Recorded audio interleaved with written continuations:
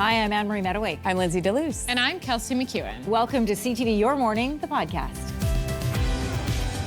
Today on the podcast, we're looking back at some of our favorite interviews from 2025. We're bringing you conversations with George St. Pierre, Lily James, Tina Fey, Julianne Moore, and Joshua Jackson. Oh, remember to start your day with us live weekdays from 6 to 9 a.m. Eastern, 7 to 10 a.m. Atlantic on CTV, CTV News Channel, and on Crave. Hi, everyone. Thanks for tuning in to a special Best of Podcast episode where we're looking back at some of our favorite interviews from the past year. Oh, it was so much fun to do this. We have Lily James, Tina Fey, Julianne Moore, and Arkells frontman Max Kerman. We also have a great conversation with stunt woman Angelica Liscan about how she got into the business and how she's been working behind the scenes to break barriers for women of color in the industry. She was so fun and so interesting to talk to. You do not want to miss that conversation. First up, though, it's MMA legend GSP on the surprising hobby he's gotten into in retirement. For UFC fans, the letters GSP always ring a bell. Undisputed UFC middleweight champion of the world. Now, George Rush St. Pierre is regarded as one of the best MMA fighters in the world. He's a UFC champion in middleweight and welterweight class, UFC Hall of Famer. He's in the Canadian Sports Hall of Fame, and most recently, a recipient of the Order of Canada. He is with us in studio this morning as he looks back at his career. Good morning and welcome to your morning. Thank you for having me. Great to have you here. Listen, you officially stopped fighting back in 2019, but you haven't stopped training. I've been creeping your Instagram. You're working out hard. You're 44 now, and your fans have seen you maintain fitness over the years. What does staying fit mentally and physically look like for you right now? Well, I don't train anymore to trying to be the strongest man in the world. I train because it helps me be a better person. So it's for therapeutic use. Yeah, but are the splits part of that therapeutic use, George? I've seen some of these pictures. This is pretty incredible. Well, over time, I lose a little bit of my flexibility. George, it's normal. What is this at 44? Well, it doesn't get better. It's not like wine. It doesn't get better over time. You know, when you pass 40, I'm 44, in order to maintain it, you have to stay active. This is just incredible. Listen, people are often curious about how you became a world-class fighter. And you've spoken before about your dad, about his struggles with alcohol in the past. But once he stops drinking, you said he became your greatest role model. What made that switch for you? Well, because he decided to stop, and not only that he decided to stop at the time, so it re-solidified my family, and he also started mentoring young people that tried to stop themselves drinking. So I was very fortunate to have a great role model as my dad was. It was his mental strength that you... I think my resilience, my hard work mentality, I got it from my dad. I never liked to fight. I've done this to propel me where I wanted to be in life. Listen, aside from fighting, can you answer me this? One of the interests that you've pursued in retirement is collecting dinosaur fossils? Yeah. How did that happen? I've always been a fan of paleontology. Paleontology is the study of the extinct organism. Yeah. I'm very interested about the Mesozoic era, which is the Triassic, Jurassic, and Cretaceous. That ends 65 million years ago. So because I was always interested about it, I took time during my life to get on site, and I had a special access. You know, it was very interesting. But George, this isn't a museum. This is your home, right? Yeah, this is your collection. Yeah, absolutely. Where do you get these things from? Well, some I bought it online. Some I got it from a gift that I received when I went on certain sites. So yeah, I like George is coming. Let's get the dinosaur tooth. Yeah, but you know what I like about paleontology is the study of the past, extinct organism, and life is a cycle. So if you learn about the past, it makes you understand the present, and sometimes you can predict the future because everything is a cycle. You like to study. Yeah, I mean, life is a constant learning experience. And you're still learning. Listen, in June, you became a member of the Order of Canada. This is for your work in supporting youth and student athletes. And of all of your accolades, some of which we've highlighted today, you said this was your greatest honor. Why?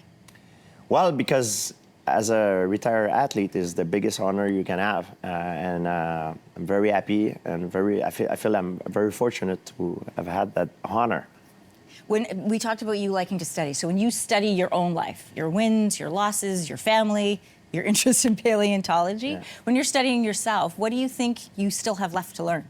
I have a lot left to learn. I mean, the more you learn, the more you realize how ignorant you are. And, you know, that's what it is. Life is a constant learning, you know, and the more you learn, the more you realize, like, oh my God, I have so much more to learn. Yeah. George, can I just ask you about the fossils one more time? Of course. Because I am fascinated by how much do they cost? We do news stories on this show about people who bid on dinosaur bones, and we always think, where would you put that? Well, it depends. I mean, you could have some that are $500, some that are thousands of dollars, you know, it depends, you know. And in Canada, we're very fortunate to have great remains of dinosaurs. If you go to Alberta, that is home of the most iconic animal of all time, the Tyrannosaurus Rex. That's used to live here in Alberta 66 million years ago. Oh, that would be the ultimate, wouldn't it? Get something from a T-Rex. Absolutely. I already have. So what do you have? I have a teeth. I have a claw. So yeah. I already got that. George St. Pierre, it has been an absolute pleasure and honor to have you here with us today. In 2021, Whitney Wolfe Herd became the world's youngest self-made female billionaire after she took her app Bumble public. Before that, she helped launch Tinder, a company she later sued for sexual harassment after resigning. Lily James transformed into the role of Herd in her brand new movie Swiped, and I recently had the chance to sit down and chat with her about it. Take a look. I don't think they list you as a co-founder. I built Tinder with them. They can't just delete me. I'm done following the rules. We need to change dating. Lily, thanks so much for talking with us today. Thank you. In the film, you play Whitney Wolfe Herd. So she's the founder of Bumble. She had been at Tinder, started there, resigned in 2014, and then filed a lawsuit against them for sexual harassment. And that case was settled. She signed an NDA, so she couldn't comment on her experiences there. And she's not involved in the making of this story. So I want to ask you, how did you do your research for this character, and how did you really sink into the role? I love preparing for roles. I love beginning to sort of lose myself in a character and learn as much as I possibly can and sort of become an expert in that kind of field or whatever it is when you're preparing. And I watched everything I could of Whitney and learned about her and read about her so that I could try and capture the essence of whatever it is that feels important in terms of bringing her to the screen and our version of Whitney. It is a problem if it starts driving women away. I mean, no, it's kind of hard to run a dating app without them. Yeah, I mean, we need to be practical, not emotional. There's a line in the film where she says, how about I go first? And it's this moment of like confidence and agency. And I wondered, has there ever been a moment for you in your career where you've said, I got this? Well, actually, it was brilliantly kind of kismet in that this role came to me and then I came on as a producer and simultaneously I was building my production company, and so there felt like this moment where I was kind of at the same time as playing Whitney and trying to portray her incredible legacy. I was also building my own company, so there was this sense where I was like, oh, I've got this, I'm in this, I know what I want to do with this, and this really matters to me, and that felt very empowering.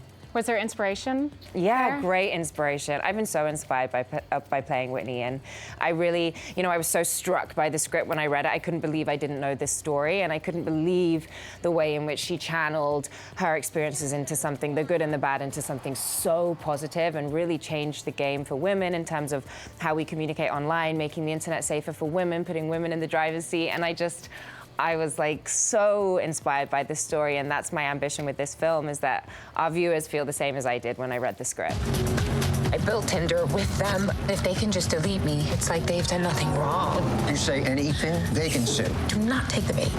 What is it about producing that is so appealing about that role? I really just wanted to have agency in the storytelling. Sometimes it's so great just to turn up as an actor and you can just, all you have to think about is getting there and, being in the moment and telling the story in terms of acting. But with this, I really wanted to be involved in all the choices, the creative choices, and then in the edit, the kind of incredible experience of really putting a film together.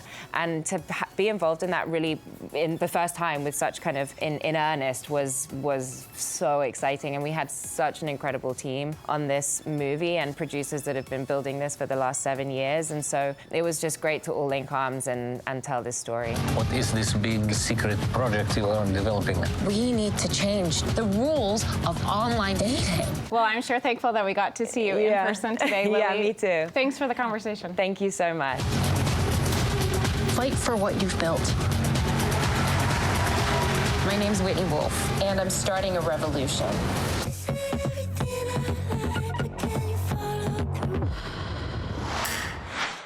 And you can catch Lily James and Swiped on Disney Plus. It's out right now.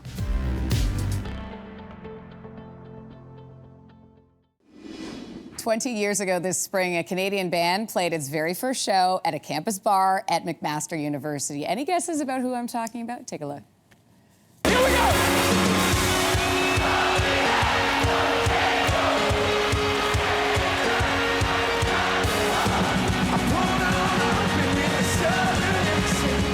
So good. Arkells, of course. That is frontman Max Kerman doing one of the things he does so well, connecting with the crowd. Kerman is now taking that energy from the stage to the pages with a new memoir. It's called Try Hard, and it kind of feels like a coffee shop conversation put to paper, lifting the curtain on what it's really like to be in a band and make music for a living. Max Kerman is joining us in studio this morning. Hey, great to see you. Thank you for having me. This is so exciting. And I wanted to ask you about this title. Try hard is not typically a compliment. No. Right? But you're reclaiming that. I'm taking it back. Okay, so why that title? Well, I've always been uncomfortable even calling myself a musician. You know, you're on a plane, like, what do you do? I'm like, I'm in a band. I don't know. But I realize I get to do a little bit of everything in this job. You know, we make music videos and we put on these live productions and we write songs and we have our hands in everything. And all that stuff I realize is just try hard stuff. You just want, last night I did this book launch event and it kind of turned into like a 75-minute like one-man show. Really? Yeah, and I was like, oh, that seems kind of interesting to me. So I think anybody who gets anywhere in this life is a bit of a try hard. By the way, though, can I just say to the viewers at home? Yes, say all the things. I had to read my own audiobook. Oh, what was that like? I thought I'd be so good at it. It's so, and you reading off the teleprompter, that is an insane skill to me. I used to think it was kind of easy, but I couldn't even read certain passages. I was just like, I couldn't do it. What was it? Was it because? Okay, everybody, this is sort of embarrassing. Okay, go. But. Nobody, okay, it's just us. Just us, okay. So what happens, anytime I got stuck on a paragraph, I'd say, someone needs to film me so I can read better. And then when a camera was in my face, I just could read better. So our manager would just come into the vocal booth and just put a phone in front of my face. You know what? That's so weird, because I can't read off camera. You can't read off camera? I understand this entirely. You're right, it's a different skill set, right? It's a different skill set. So yeah, I learned a lot. And so like writing the book was interesting, and I learned a lot. Doing the audiobook was interesting. Figuring out what the cover should look like. All of it was like just stuff to do. Yeah, and you know what I love learning about, Max, was the fact that... Can we keep whispering like this? Yeah, our mics will clearly not pick any of it up. Good. Yes. So you went to McMaster University. Yeah. But the way that you form your band was so interesting. And you even write about it. You're like, I went to university really to form a band. So you used Frosh Week to basically scout. Yes. And you were looking for people that looked a certain way, a hair length maybe, a band t-shirt. What sort of hair length were you looking for? Well, I was shaggy hair. Shaggy hair, why? Just because I figured those kinds of people would want to be in a band. And tell me how that worked. So I basically went up to every single person I met and I said, what kind of music are you into? If they answered correctly, if they're like, I like the Beatles, I'd be like, good. What, do you play an instrument? Most people were like, no, or they played classical music. Eventually, I found Nick and Mike on the first day of school. Can you believe that? When you look back now, could they believe? Were they like, who's this guy? Well, I just said, you're in the band. Yeah, you did. And then they were like, what band? I was like, well, figure it out. Right, yeah. and you certainly did. I also love how you talk about the importance of collaboration, how important that is, and really surrounding yourself with the right people. And that includes, obviously, people working behind the scenes, right? We all know that. You devote a chapter to your manager, Ashley. Yeah. So let's talk about Ashley and what Ashley does. Like, if for those that don't know, the role of a manager is what? Well, it can be anything you want it to be, really. And like Ash is really, there's Ash and I. Oh, this is so great. She's in the mix on just about everything. So she helped me edit this book, for instance. Cool. She literally helps make the merch. She and Mike D in our band, she oversees that. Helps produce all of our music videos. If I have stage banter I want to work through, I talk to her about it. I'm just going to talk to her all day about literally anything. Anything can be on the table. And that's a great thing about a life in the arts, is that you can really make it into whatever you want it to be. A reminder, Max's new memoir is called Try Hard, Creative Work in Progress. Thanks for being here. Thank you. Well, Tina Fey and Will Forte are two comedy greats, and they've reunited on screen in a new miniseries called The Four Seasons. It centers on the decades-long friendship between three married couples. It's also an adaptation of the '81 film by the same name. And I was excited to ask Tina and Will about the show that brought beloved comedy stars like themselves and Steve Carell together. Text Danny and Claude. ETA 431, please be ready. Danny says, you are not the f***ing boss of me. I will emerge when the magic hour light is perfect. Take me in. In the car! Will and Tina, good morning. Welcome to your morning. Great to talk to both of you. First of all, I loved the show. There were several times where my husband and I would pause, rewind, laugh, come back and watch it again because it was just so great. Tina, I wanted to ask you, in Mean Girls, you write about and explore your relationships in high school, your challenges and triumphs. In 30 Rock, you write about your challenges and again some triumphs as a female comedy writer. So I have to ask, in 4 seasons, in real life, you've been married about the same amount of time as your character, Kate, around 24 years. So how much of your own, again, challenges and triumphs in your personal marriage that are also as part of this show? That's a really good question. My husband, Jeff Richmond, is also a producer on the show. And there were times where he would say, like, is that me? About Will's character. And sometimes it was, but our writing staff was really good about everyone was kind of sharing all their experiences. And he did, I will say he is worried that people are going to think that he pooped his pants because I do tell a story about For the record, my husband did not poop his pants. Okay. He did possibly eat at a buffet. That was a bad idea, but he did not poop his pants. Okay. I'm glad we have that on the record. Well, I think like in every relationship, there's somebody who is a bit of a hypochondriac and then somebody who like downplays everything. There is a scene, without giving too much away, where this is the scene where my husband and I stopped and rewound it. And I said, this is you. Because you feel like you're sick and you talk about your swollen glands and then you're like, and my joints are swollen on my thumbs. So in your relationship, are you the guy who thinks you're like one step away from death's door or the opposite? No, I think I'm the other way usually. I'm the guy who's like, this is fine, it'll pass through me, don't worry about it, and somebody's gotta convince me to go to the hospital. Drive carefully near the lake. Lots of creatures in the road. What? You put your brights on, honey.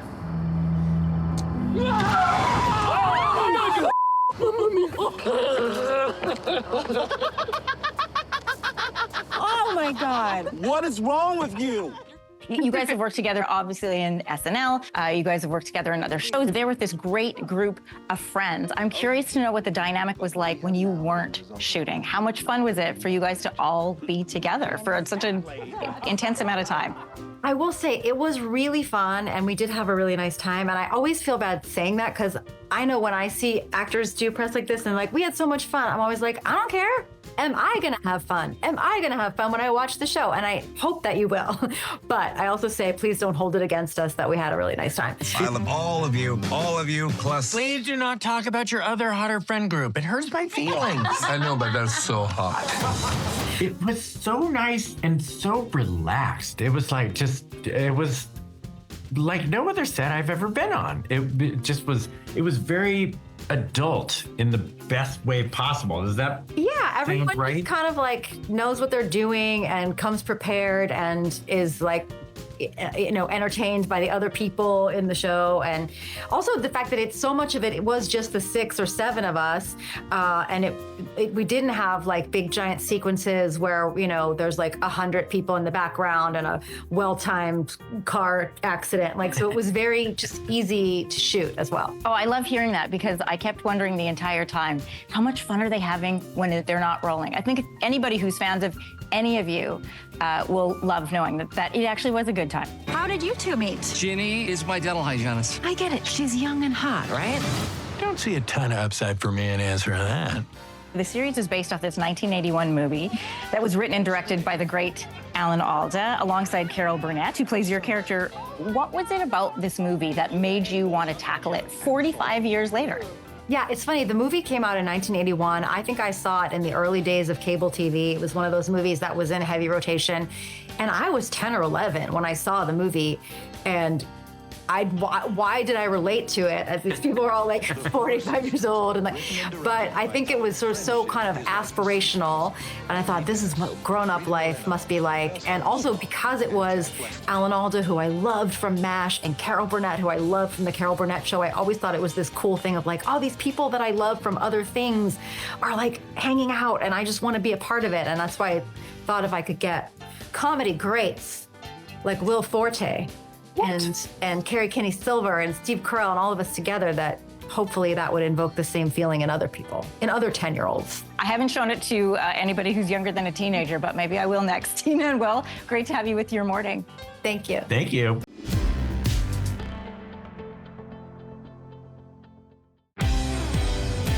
You're listening to Your Morning, the podcast, where we bring you some of our best conversations from the show every week. Join us live on CTV every weekday, 6 to 9 a.m. Eastern, 7 to 10 a.m. Atlantic on CTV, CTV News Channel, and on Crave. Julianne Moore is one of my favorites. I would watch her in anything. And her new miniseries, Sirens, is a dark comedy about women, power, and class, and I loved every episode. I was so excited to get the chance to speak with her about this binge-worthy show, her complex character, Michaela, and of course, why she loves Canada. What is this place? And why does everyone look like an Easter egg? Is this still their property? Michaela, she's my boss. I get to call her Kiki. It's a really special honor. Hey, hey! Whoa, is she holding a scepter? Hi. Hi, Julianne, congratulations on the show. The first thing I tell people when they ask about it is you're gonna love it, and you're gonna love all 5 episodes because you're great in it.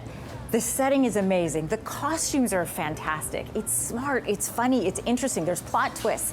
Those are all the things that stood out to me. What stood out to you? Oh, I think the characters, you know, I love the writing and I love the characters in particular. I like the fact that they're all very different than how they first appear. And I think you're right. I think the plot kind of, you slowly get to learn what the real situation is with all of them. And it was really fascinating to me. Keep on trying me. Listen up, everyone.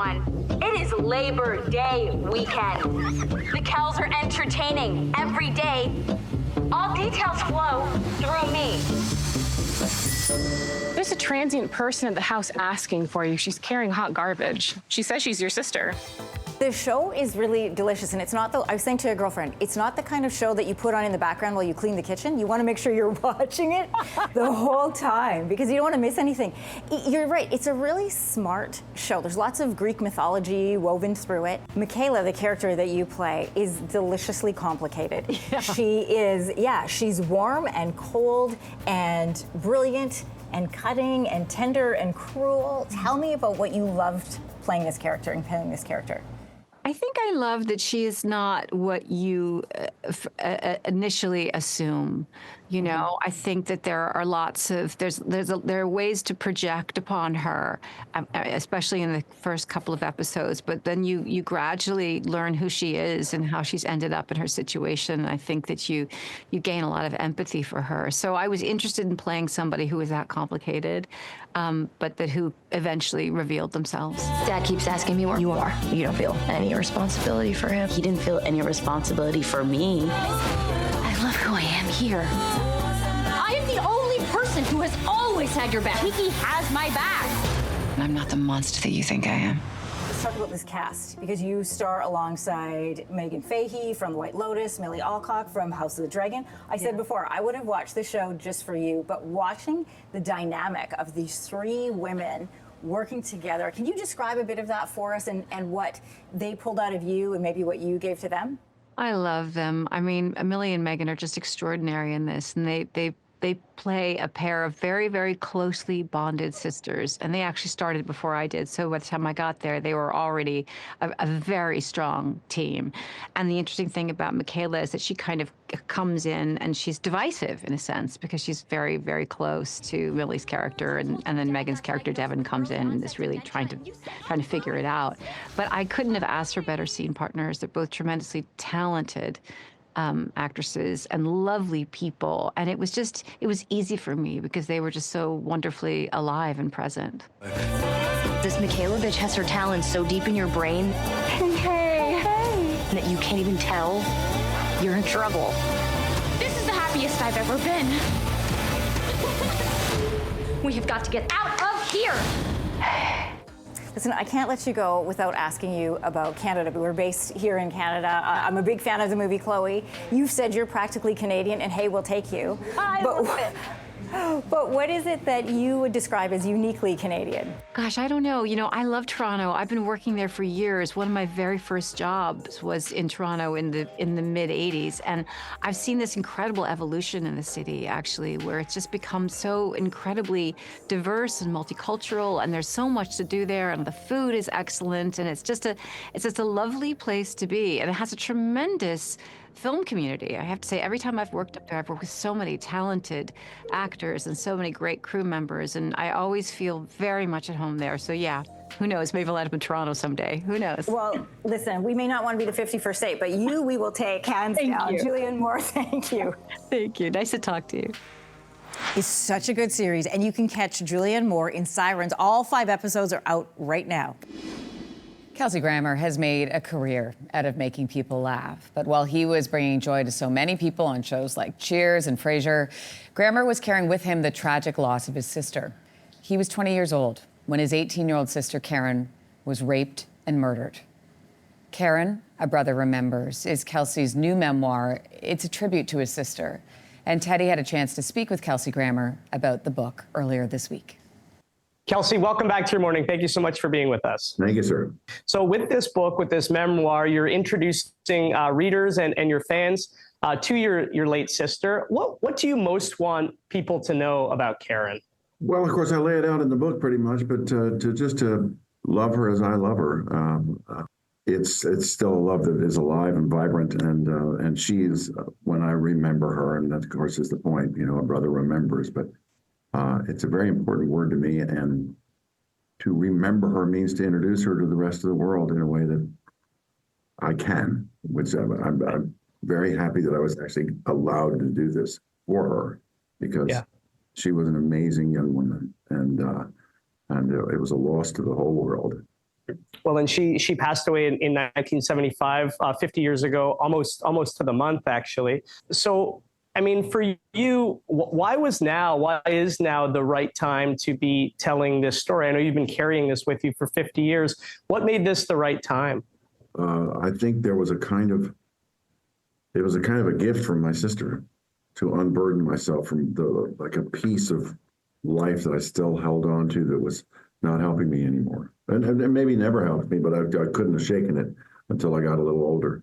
But 50 years later, I finally am more familiar with the joy that we had together than the pain of her taking off. And her death, I couldn't think of anything else for a long, long time. And I did a disservice. And I'm sorry I did, but I think I've made up for it now. I'm very happy with how the book turned out. And I hope that people read it. In terms of the grieving process, obviously grieving a loved one at any time is incredibly difficult going through that process. I cannot imagine the added layers of grief and complexity when someone is taken so senselessly and so young from loved ones. So if I may ask, sir, you know, how did you learn to navigate that grieving process without drowning in the dark manner in which she passed? I did do a little drowning. I did some, or at least I'd go underwater for a while and have to do the 1, 2, 3 thing, and finally come up for air. I would still fight my way back to sanity, and because there is, you know, there's an enormous life force in us all, and it wouldn't let me quit. It wouldn't, even if I wanted to. Sometimes something would pull me back out. Maybe that was Karen. Sometimes maybe it was just my own sense of like, I'm going to survive. I'm going to make this. I'm going to fight this. But the drowning thing is very tempting, and of course I did curse God, and I went through all sorts of things with kind of an anger with the universe, and I did get through that. And then, well, for whatever reason, this final unburdening was actually it has given me a sense of lightness that I never had before, that I could actually live 100% again. And that's been, I mean, I feel like I've just started again, which is pretty fascinating. To be as far along as I am in this journey and yet feel like I'm just starting is an extraordinary thing. Something you've said before about Karen and in the context of this book that I think is amazing and just really beautiful and kind of speaks to your soul. You've said that the mission is to heal, but the mission is to also help others heal. What I've learned, what I think is of the greatest value is to understand and recognize that the grief will always be part of you. The grief is not going to go away. But what you can do is hopefully balance it out. Sometimes grief is so close that that's all you have. But to reacquaint yourselves with all the joy that you had with that person, even if it was just short-lived, even if it was just brief and fleeting, but at least that joy can stand and mirror the grief and be as present in your recollection, be as forceful in your understanding of what that life meant to you, so that the grieving doesn't corrupt the joy. That's what I can offer. Thank you for writing this memoir. It's going to help a lot of people going through loss and grief, and really appreciate you taking the time today. It's an honor to talk to you. Thanks, man. Likewise. Thank you.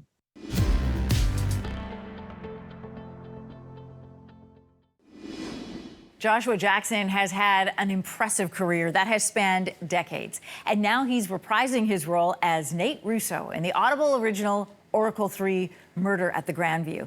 The night came black as an oil dawn. Death and terror showed up to strength. This world's gonna eat you alive.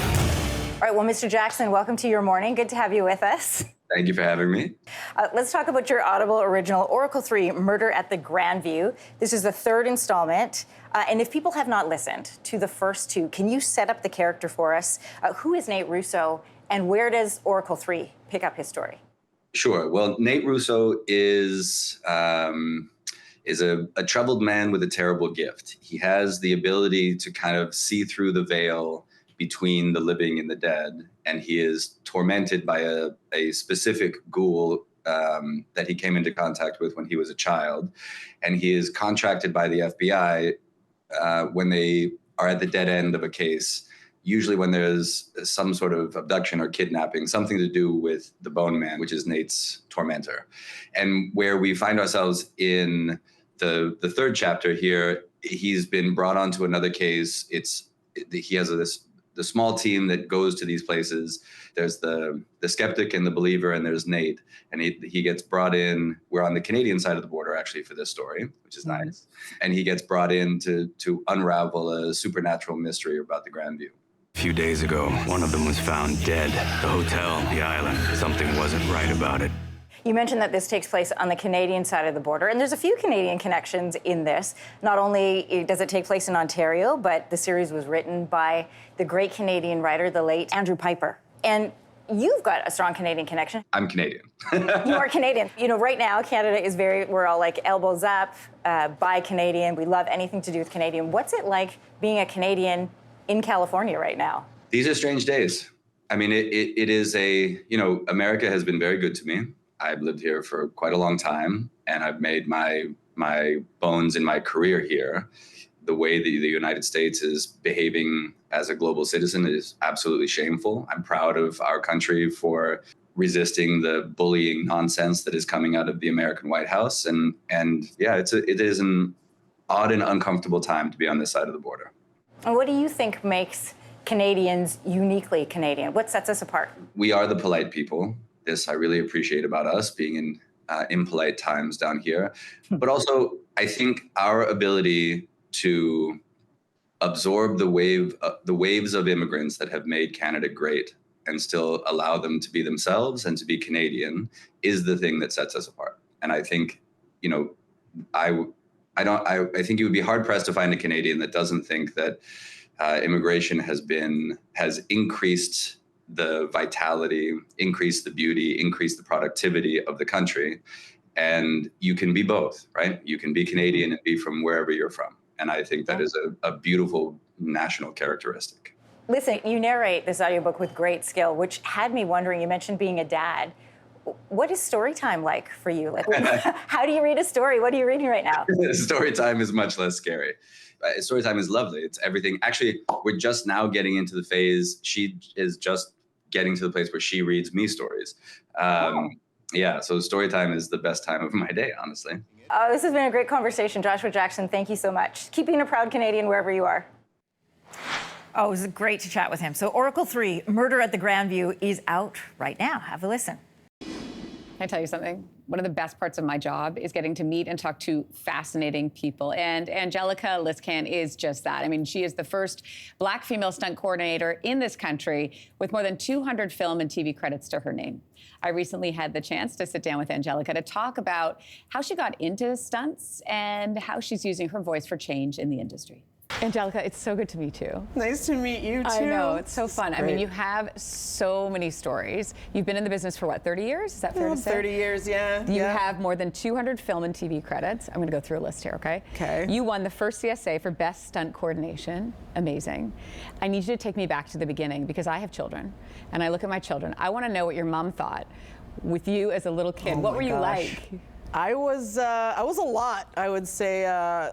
My poor mother, oh my goodness. My mom was a model, so she was trying to push me into that, which I kind of dug, but I'd rather be playing sports. I wanted to beat guys. I'd rather be outside and, playing soccer or playing basketball or beating somebody at track. And she's like, no, we're gonna do this fashion show. I'm like, I don't wanna do that. So she fought to try to keep me into that realm, and I kept kind of retreating. So at some point, I think it was just like, let's just let her do the sports. Let's let her do it. Did you gravitate toward the physical sports, do you think? Yeah, I did gymnastics, track and field, basketball, and I grew up in a small town, so Trenton, Ontario? Trenton, Ontario. Shout out to Trenton. Yeah. I grew up there, and yeah, there weren't a lot of people of color there, so I was kind of the team for a lot of things, and that kind of got me into the headspace of, okay, I think this is what I should be doing with my life, something sporty. I wanted to win the Olympics for something, for my country, for Canada. And you were close. I was close. You were close. You were an Olympic hopeful, right? I was an Olympic hopeful. 1988 Olympics. So then how did you go from track and field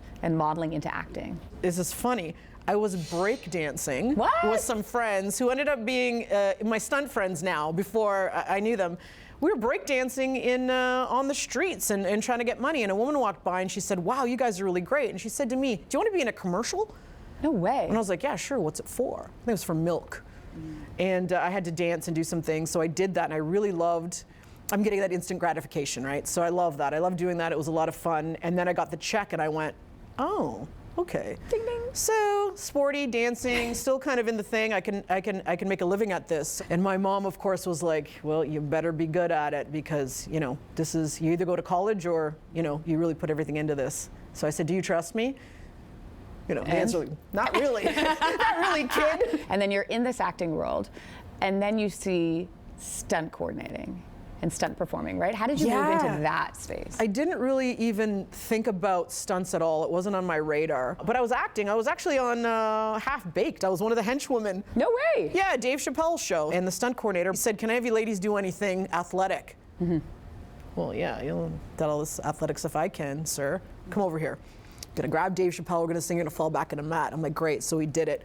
So he pulls me aside, he's like, you're an okay actress, but guess what? Diversity is slowly happening. There's gonna be Black women here that are gonna be acting and they need stunt doubles. So he sent my name around to all the stunt coordinators, and from there, I just started performing. I just always knew I had to do something with my life. Coming from Trenton, and I didn't like how it was there, and I knew whatever I did, I had to do something. I had to make my mark. I had to leave something of myself, and it just happened. It was just natural. There wasn't a lot of BIPOC stunt people back when I got started. So for me, I'm the first of a lot of things, and being the first is tricky because everybody watches you, so I have to be good. I have to be the best. I have to be, present and give the best that I can, but guess what? I'm not gonna be the last.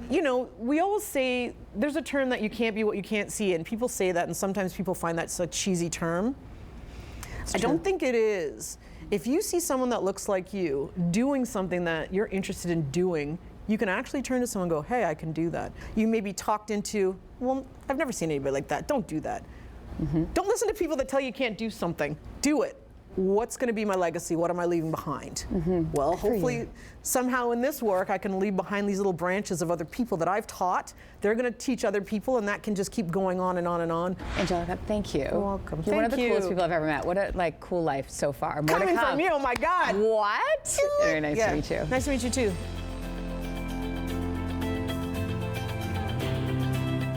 We're so glad you joined us today. And if you want more of these great conversations, don't forget to download or hit subscribe to Your Morning, the podcast on the iHeartRadio app or wherever you get your podcasts. And of course, we'd love for you to catch the whole show live weekday mornings on CTV, CTV News Channel, and on Crave. Start your morning with us.